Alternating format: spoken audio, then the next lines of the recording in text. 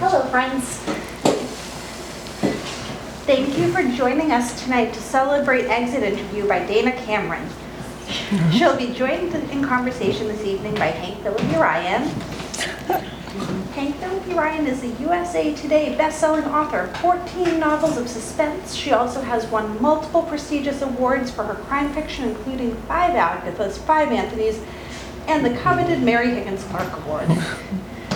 She's also the on-air investigative reporter for Boston's WHDH-TV and has won 37 Emmys, 14... I'm old. 14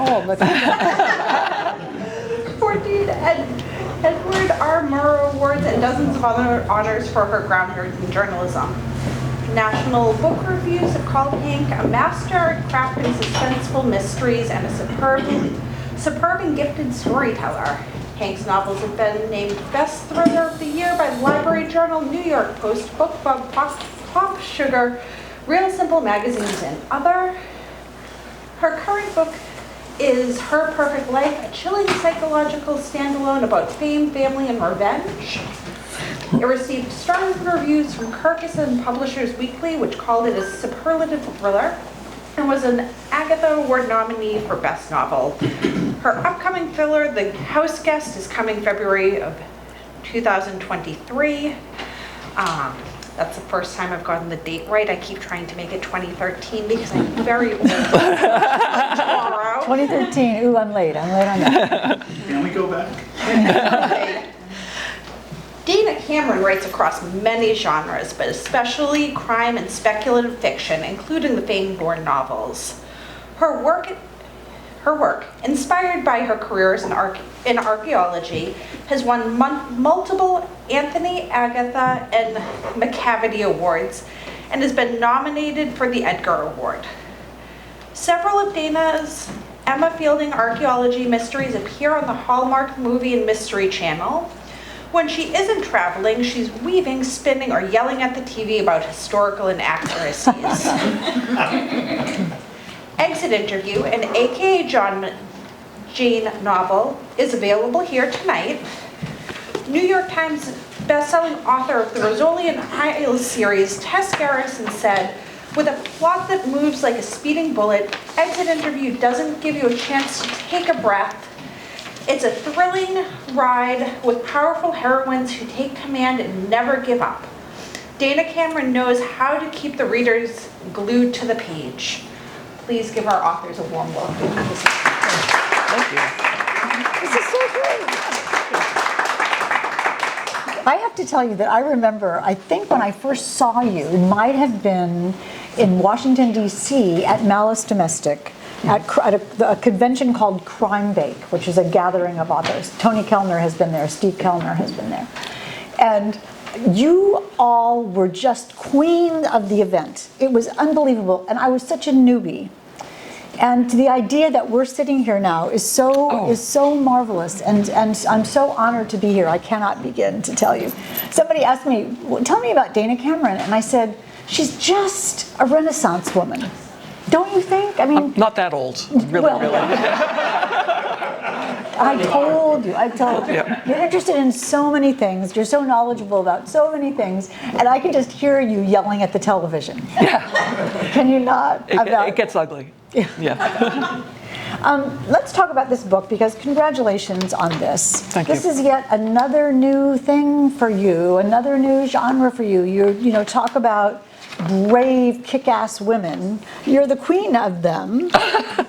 That's a complete fantasy thrill ride for me to be on that ride with Jane and with Amy and with everything. And that's, if I were more courageous, that's what I'd like to imagine I'd do. That's interesting. Well, talk a little bit about that. Why you decided this genre, kick-ass suspense, strong women, Washington politics, intrigue, international spies. Why did you decide to go that route? I started off in traditional mystery, as so many of us here have, and I loved it because I'd spent my whole life reading mysteries in that traditional sense of Agatha Christie, and minimal violence, minimal on-screen swearing, anything like that. And I love that. And I'll probably always go back to it, or always have a place for it in my heart. But the idea I realize is that as a writer, I'm always questioning myself. As a person, I'm always double guessing myself, triple guessing myself. And when I read a thriller, you're going along the ride with someone who has perfect confidence in what they're doing and perfect competence. And as I said before, it's kind of a fantasy. Someone who is able to act like that and get away with it, shall we say, and is doing it for the right reasons. And I liked the idea, after having characters who are always thinking, should I be the one investigating this? Or am I the right person to be upsetting the way that people look at the world in my Fangborn books? I really wanted to spend time with a character who didn't have any of those quibbles. That is a really fascinating way of looking at it, and must feel like a much more propulsive way of writing something, when there's no second guessing, when there's no questioning, there's no timidity, there's no saying, oh, I'm sorry for doing this. AKA Jane, which is like instantly, and you can see on the cover that this says this is an AKA Jane novel. AKA Jane, even calling it that, is instant conflict. Yep. Instant suspense. Why did you decide to do that? When I started writing this book, and it was a while back I started writing it, I'd given her several names, and different people knew her by different names. And then I realized as I was writing short stories, I was using different names there. I'm like, okay, when she's with friends, she's Jane. And so when she's changing different personalities and identities to do a job, she has a different name, and she goes in and out of those quite easily and quite happily. And she's a little leery of people getting too close to her. So every once in a while, when someone knows her as Jane, then it's a special thing. And it's so cool because we know as readers, the minute we start this book, that it's AKA Jane, that means sometimes she's someone else. Sometimes she's pretending. Sometimes she's lying. Yeah. Sometimes she's using that, and that's instant suspense. What was the first AKA Jane that you wrote? Where did she first appear? Actually, I started a draft of the novel first, and then I was waiting for the next book or whatever to get published. And I wrote a short story. I'm like, oh, that'll be fun. So I sent it to Ellery Queen, and they said, yes, we want to buy it, and we wanted to make it a black mask entry. What's that? Which refers to the old suspense and detective fiction magazine Black Mask, which was, I think, part of Ellery Queen. I'm sure I'm missing that up, but it's now a feature where they introduce a new sort of detective or suspense story in the Ellery Queen. So sort of a big spotlight, front of the book. It's got a long pedigree of which I can remember nothing now because I'm very excited and nervous. Oh. But it was a great honor. And well, somebody picked her. Somebody said, "Wait, she's a cool character, and we want people to know about her." Yeah, it was Janet Hutchinson, and it's like, I'm trying not to do horrible things with the microphone. But she is wonderful. She's been super supportive. She bought a second story, and then I've had a couple show up in different anthologies. What did she say to you about Jane? I can't remember. I think she was like, we have to have less swearing because Jane will occasionally go there. But she said, I love it so much, and it's going to be Black Mask. And I'm like, oh, great, that's lovely. And then it took me a minute to sort of process that and understand what that meant and what she was saying about it. So it was more the fact that she was choosing that because she's a very quiet, very thoughtful person. And then I emailed back, I'm like, wait a minute, that just sunk through. Thank you so much. I'm kind of overwhelmed and everything, so. The scope of this book, when you talk about what an Agatha Christie-ish, cozy kind of book is, usually the setting is smaller. Yes. And this book is sprawly, international. What was it like to write a book with a setting like that? And why did you choose just to go all out with an international thriller? I love to travel when it's possible, and I love the way that different cities feel to me as a writer. And going through, something could be going on here, or looking at it as an archaeologist, saying, I wonder what happened here 500 years ago, 2,000 years ago. But with this, I knew I had to make it bigger. With the Emma Fielding mysteries, it was pretty much, the mystery was confined to the dig or the town in which the dig was located. With the Fangborn books, there's a lot more globetrotting, and I really needed to sort of kick over the traces in terms of Jane and give her full reign in terms of where she was going to go, what she was going to do, was she going to cross borders, and and how is she going to do this, and just give her a lot more leeway to find out where she'd go. Yeah, it's big. It's big, and even the topic is so timely. Talk a little bit about why you picked the topic of weapons dealers. I dislike guns intensely. I dislike so much of what people do with them. I understand what people want to hunt. That's fantastic. That's great. I think that's terribly useful and important. But the way people feel about them. Arms dealers, I started reading about, there was a movie made about the book called The God of War. Oh. And it just showed how, so I read the nonfiction behind that. And it just demonstrated how legal so much of the arms trade is, and how comparatively easy it is to smuggle massive amounts of weapons of all sorts across borders. And that terrified me. And the idea that these people are on both sides of a conflict. And if the conflict wipes everyone else, then they supply the warlords who show up afterwards. And I think that's heinous. And it drives me crazy, the potential that these people have to upset communities, states, countries. And the sort of balance emotionally between conscience and consumerism. Yeah, it's how much is enough, and what won't you do in order to make that next nickel? And which is really cool for a spy book, for an AKA Jane book. You know, what won't you do to make the next nickel is sort of an engine for it. Yeah, and she's on the side. It's like her idea of guns is like guns. You can't have just one, you know. So that's why I have the reporter Amy in there. Let's talk about this for a minute. Tell me, I don't mean to interrupt you, but it won't be the last time. No.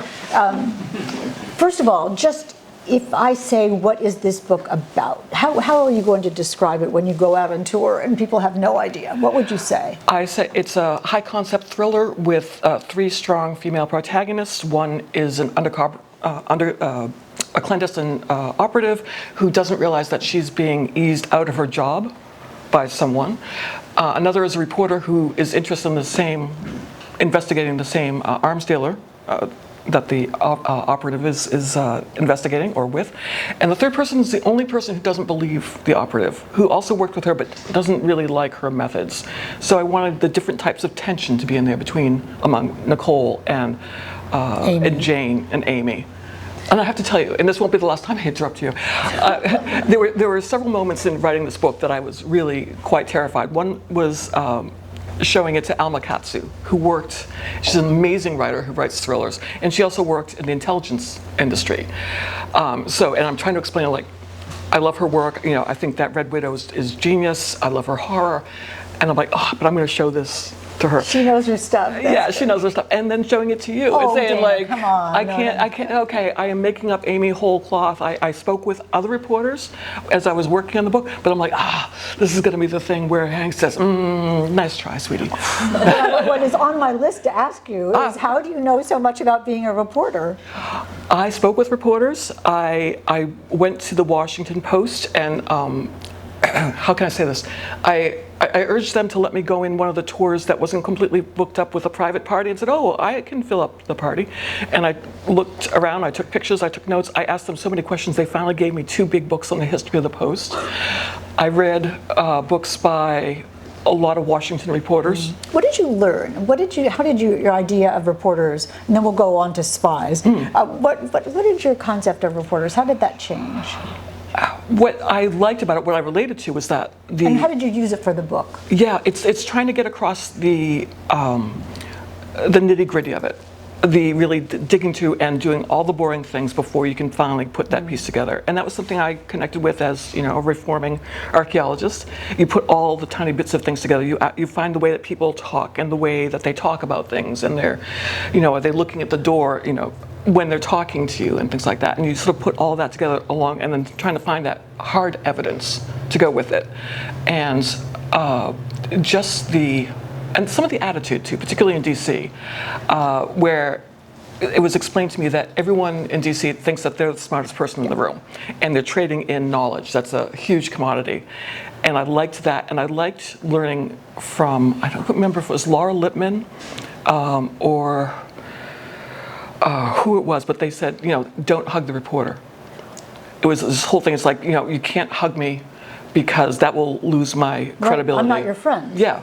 And I can't be seen to be compromised by emotion or whatever. And I just like those little inside things. Also, that how the devastating effect of being wrong, of having a theory or a concept or an idea or something that you're trying to prove something, not unlike archaeology, that you have an idea in advance of what you're trying to prove, and then everything else doesn't count. It's so much hangs upon it. It's like not only your reputation, but the reputation and possibly lives of other people around you and businesses, and it gets into legal stuff, and then it becomes international potentially. Like as it does in Exit Interview. And also along the lines of how do you know so much about being an international spy, an operative? How do you know how they think or what they care about or how that system works? This book takes you so inside this, and I kept thinking, Dana? Yeah, you don't know everything there is to know about me. No, thank you. I did a lot of research. I read books about what it was like to work in intelligence. I read Valerie Plame's book. I read Lindsay Moran's Blowing by Cover. I read, and it was Antonio Mendez, who his work was the basis for the movie Argo. I actually spoke with a few people who work in the business or have retired to it. Did they actually talk to you? Yes, and that was another terrifying moment in working on this book, because Donna Andrews, who we both know and love, had been doing a talk at CIA at Langley, and because a lot of folks there want to be writers someday, interestingly enough. And so she said, hey, I know a guy who will talk to you. He's been in the field. Meet me, and we'll chat. And I'm like, oh, great. In a parking lot. No, in a bar. It's like this. And so we met up and everything. And I went in there like, good anthropologist. I have all these questions. Well, tell me about what the culture's like inside the building, and with this, that, and he's sort of looking at me like, I can't tell you that. I can't tell you that. And I realized, like, oh, here I am. I'm trained to elicit certain responses, but he's also trained not to give any responses. So I realized I had to backtrack and throw out the academic anthropology approach and say, okay, first I went and got a pitcher of beer.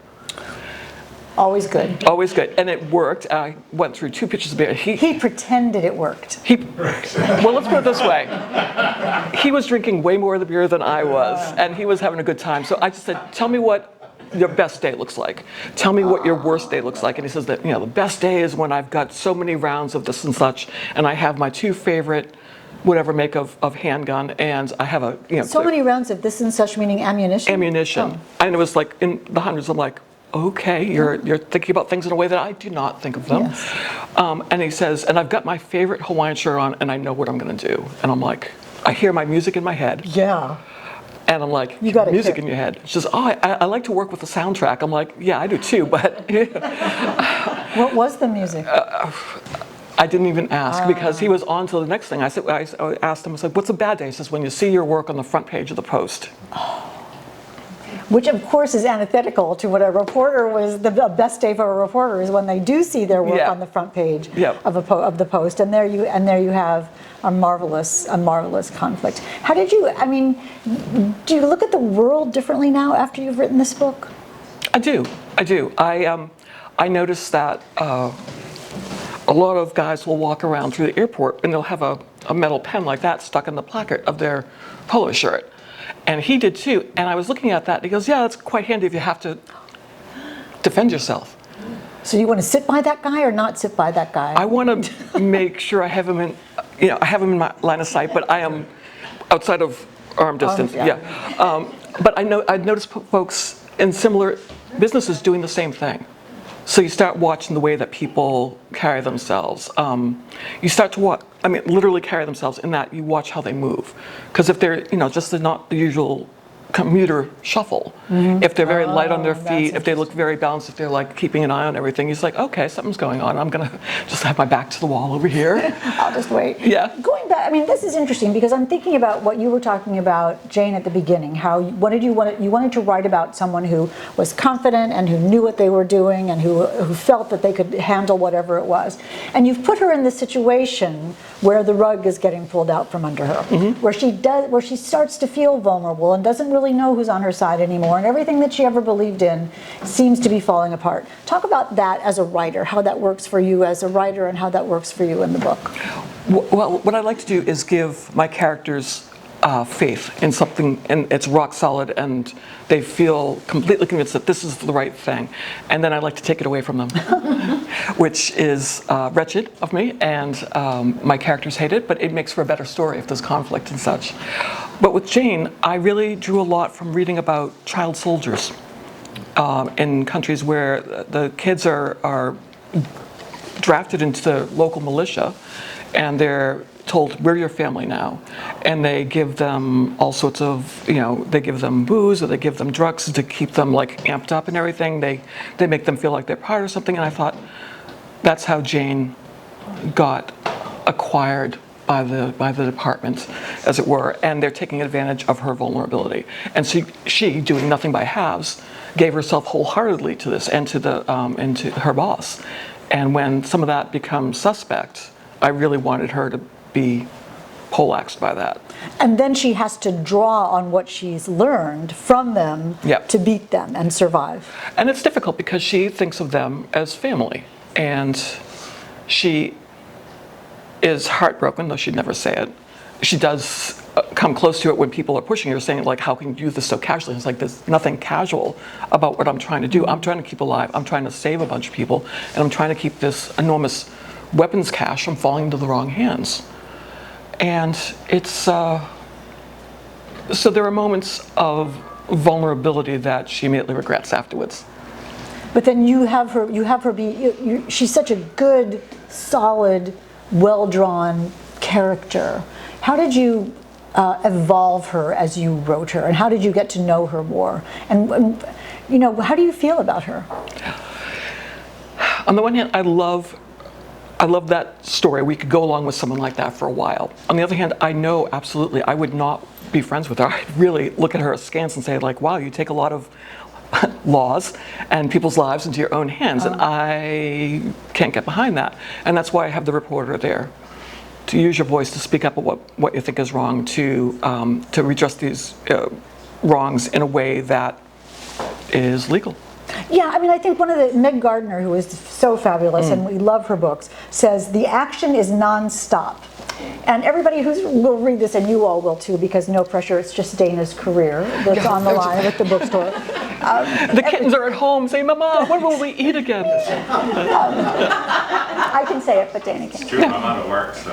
Yeah, poor thing, oh poor thing. Oh, baby. And it's true, I mean, it is nonstop action. But as well, in addition, there's also the track of the emotion. There's also the texture of emotion and motivation, and that these are real people involved in this nonstop action. How do you balance how do you make them be real? How do you balance that emotion versus the thrill ride action? One of my early writing instructors, I was taking a class at the Boston Center for Adult Education or something like that, and he was talking about the roller coaster and how you have to have it amp up and amp up and amp up, and then it sort of teeters at the top, and then it goes down and around and goes down, but then you need a moment to catch your breath. And so in between having the fun of writing the action scenes with Jane, I wanted to have Amy, who's being dragged along on this adventure, sort of use her as the vehicle for, like, okay, we're catching our breath, we're reassessing what's going on here, and sort of balancing. Let's sort of go over what we know also. That's a good way of doing that. Yep. And so it was just making sure I had everyone working on something individually, working on things together. And so there was some technical stuff and making sure, like, okay, if so-and-so is not on the page here, what is she doing? Yes. And that's such an interesting, one of the things about being an author and then reading someone's great book is that it's absolutely impossible not to deconstruct the book along the way. And so I'm reading her book and I'm thinking, oh, that's really good. Oh, I see what you're doing here. Oh, you're pulling the threads tighter and tighter. But at one point in the book, several points in the book, I forgot that I was supposed to be reading it to interview you. Yay. And just sort of completely was washed away in this marvelous story. And I think one of the reasons for that is that you're so good at motivation. We've all read books where you have a character and you think, why don't you just call the police? You know, why would you do that? And there's never a moment in here when I thought that about any of the characters, even the bad guys, and your super bad guys are super bad. They're not nice guys, no. But we understand why they're doing what they're doing from their point of view. Talk a little bit about that as a writer, motivation. You're so good at that. Oh, thank you. I find it difficult because you have to remember at all times who wants what the most, and who's in the way of that. Who wants what the most? Yeah, that's and well, for example, I am a little gray bagged under the eyes because I was up late reading Her Perfect Life. Oh. No. Do you see how she did that? Thank you. But I'm looking at it, like every moment when you're about to get a nugget of information, there's an interruption or it's snatched away, and I'm like, oh. That's good. And it's like keeping that tension going is huge. And you always know why people are doing what they're doing. Even if you know it's like you're screaming at the page, no, don't do that. You know why they're doing it. Yeah. And that's the other thing. And then, I mean, in a book, if everything worked the way it was supposed to work, then there wouldn't be much of a hello, Mrs. Smith, are you the killer? Well, yes, I am. Well, all right, end of book. The end, yeah, and scene. But speaking of dialogue, you're so great at it. It's so seamless and so fast and so natural, and each person speaks in a little bit of a different way. You completely know, even without dialogue tags. Thank you. You know, she said, he said, you know who's talking. Are you just flying through the dialogue as you write, or how do you do your dialogue so wonderfully? I do not fly through it. I write out of order. Oh, you do? I am a chaotic pantser. Come on. No, dead serious. Which means, some people prefer the term organic writer, whereas you start from the beginning, you go through the end, you have an outline, you know exactly what's going to happen. I can't do that. I start with a scene. Comes to me, I write that, oh, that's cool. Who are those people? Where did they come from? What's they want? And I build it sort of out from there. And when I have enough scenes, I can rearrange them into the book, so it's not. There might be moments. My brain just exploded. I was at a mystery, urban fantasy and science fiction convention. I was sitting next to Terry Brooks, who wrote the Shannara series, like big, and it's like really daunting because like we're not worthy. Yeah. And I'm talking about this, and he looks at me and says, "You're the kind of writer who terrifies me." And I'm like, "Sorry, you don't have to live with me through the process. You know, I have people." Paid to do that. Thank you, Mr. Goodwin. But at the same time, I had two young people come up after me and said, "Thank you so much for saying that, because I didn't think I could be a real writer if I didn't write from A to Z." So it's me coming up with a scene that seems like fun, figuring out who's there and why, and then solving back. And so are you comfortable with that? Is that exciting to you? It is, because I get to write all the fun stuff and then figure out what doesn't work, and so it's additive and then it's subtractive. But I like it because if I write an outline, it drains everything, all the surprises, all the fun, all the visceral excitement. Outline?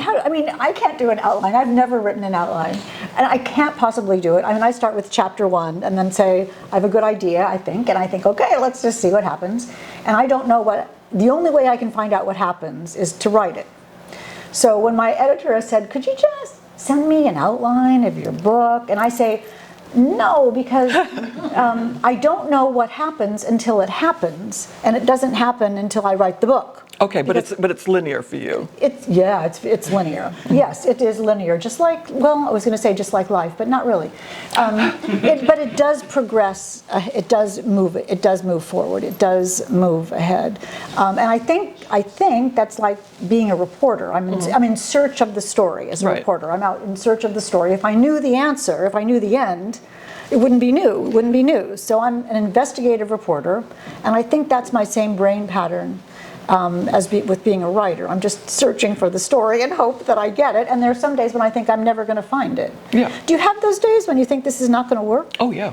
Talk a little bit about, just asking for a friend. Talk a little bit about how you get through that.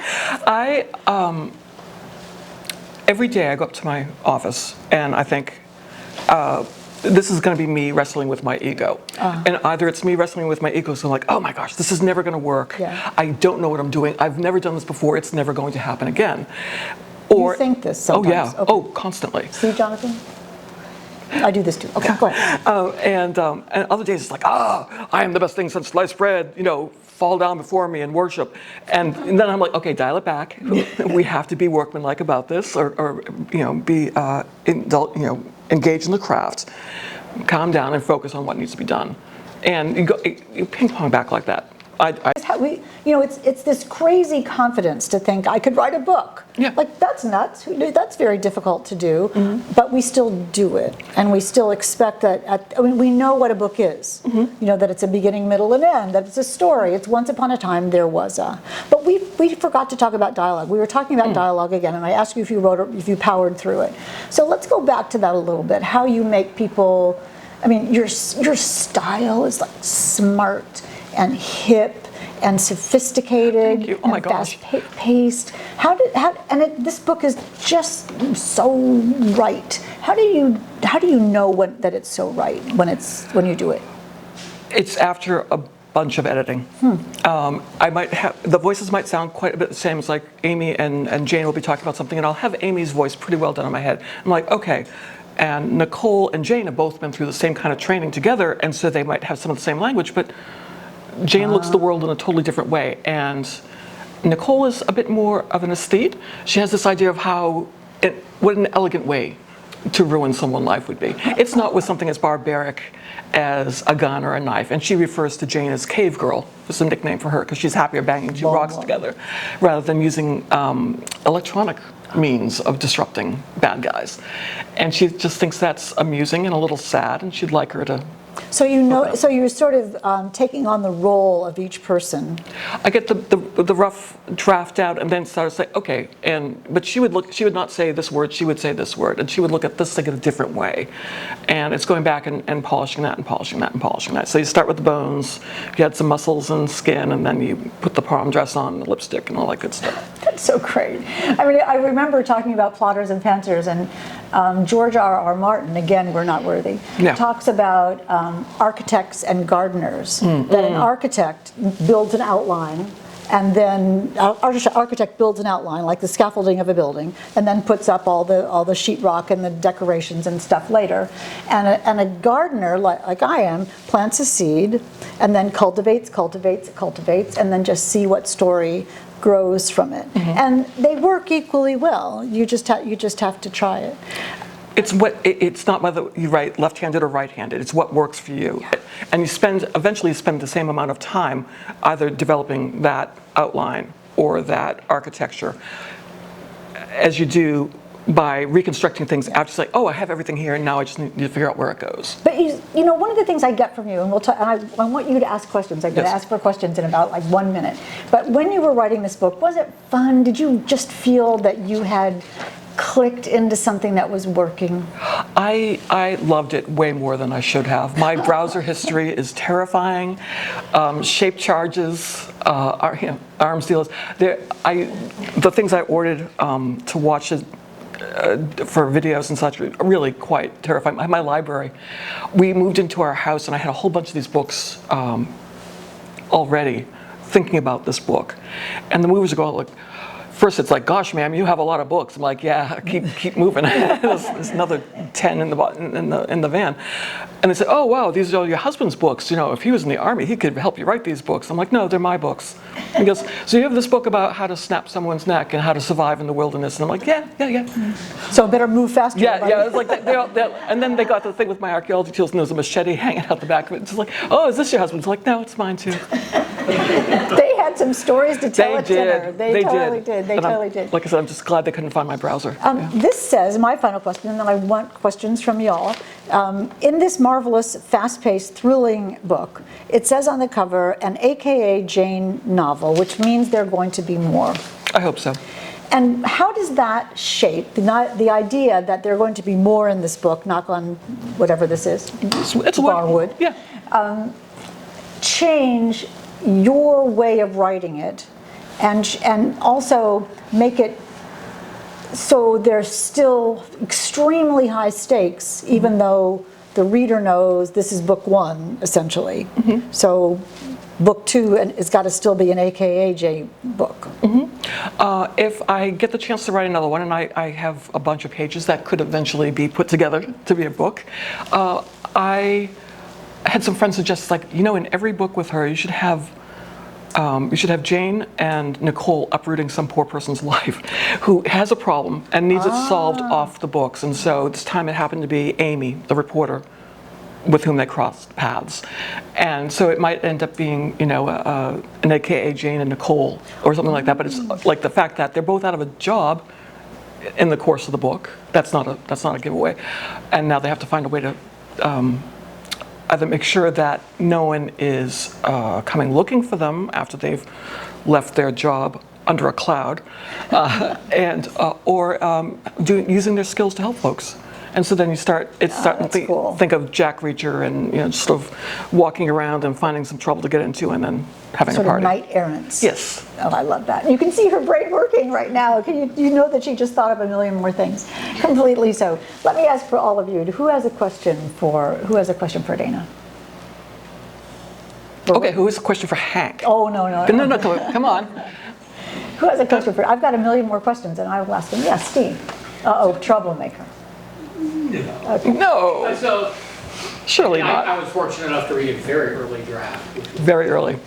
Were there any fictional inspirations for this? You talked about some of the real life ones. Yeah, I love Lee Child's books. His Jack Reacher books are amazing. I loved reading the Ludlum's Bourne books. In fact, I liked them better than the movies because his wife got involved. I love these books so much, and the thing that was missing for me was more female characters. And I wanted, it's my party, it's my sandbox. I'm gonna have everyone. And I really wanted them to be in these traditionally male roles. And so that was something that really affected me. But it was coming from loving those books and wanting to go on that trip with those characters.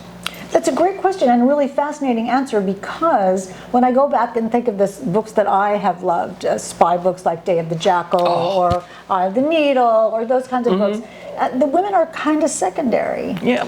And there isn't really a female Jackal. And the thing that you do with Jane in this as well is that it's not quirky or weird that she's a woman.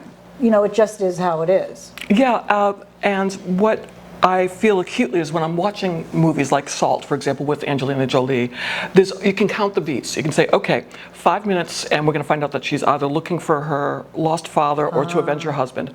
The next one is she's going to have a thing where she's nice to a kid, and then she's going to pat a dog. I mean, literally pat a dog. Literally pat a dog. And it's like okay, boom, as if... to gentleize. Yeah, it's like you have moments like that, but it's sort of explaining that it's okay, she's still a woman with those tropes, and it drives me nutty. And so I really wanted to have Jane be the person who, no, I have a job to do, I'm perfectly suited to it, and... Good at it. Yeah, and heaven help whoever's in my way. Which is, heaven help whoever's in her way. I love this book, and you will love it too. We have time for one more question. Anybody think of anything that you'd like to ask Dana about her other books as well? What Yes. should we read after we finish reading both of your books, because we've loved them so much and we need another recommendation? What should we read? What are you reading now that you're loving? Book recommendations. Oh, me? Okay, I'm oh yeah, that's a really good. No, I am reading Phoebe Robinson, Please Don't Sit on My Bed in Your Outside Clothes, which is fantastic and funny. I adore her, and from Dope Queens, the HBO series, wonderful. I've been reading, next on my list is Vasquez by V. Castro. It's a retelling of the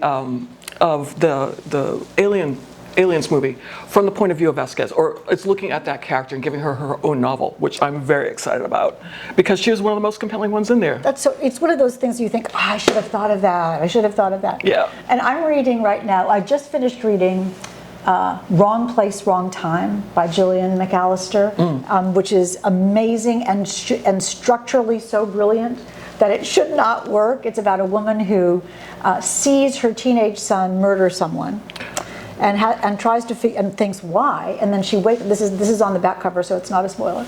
And then the next morning she wakes up, and it's the day before that happened. Oh, And wow. then the next morning she wakes up and it's the day before that day.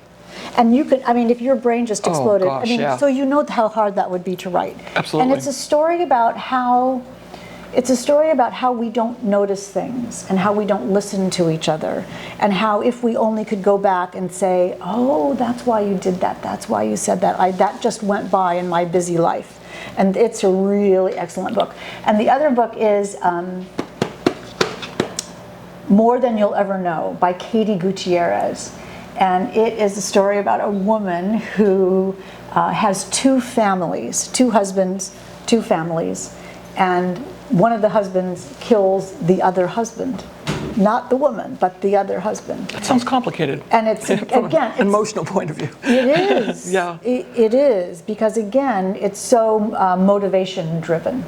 And this is Katie Gutierrez's first novel, and that's just not fair. Oh my gosh. But Right. highly, highly recommend it. Any of you reading anything great that we should read? Besides Exit Interview that you're going to go get right now? Dana, you are such a rock star. You are such, congratulations on this really propulsive, wonderful Thank you book. so much for coming up and sharing this with me. I really appreciate that. Pleasure. My complete pleasure. And you too. You too. And thank you all. Yeah, thank you for coming. That was amazing. You're so good. You're so good. Thank you. I'd also like to say thank you to Copper Dog Books. Meg is over there. She has also stuff. And thank you to Gentili Brewing. There's Paul and Chris right over. Thank you so much for having us tonight, you guys.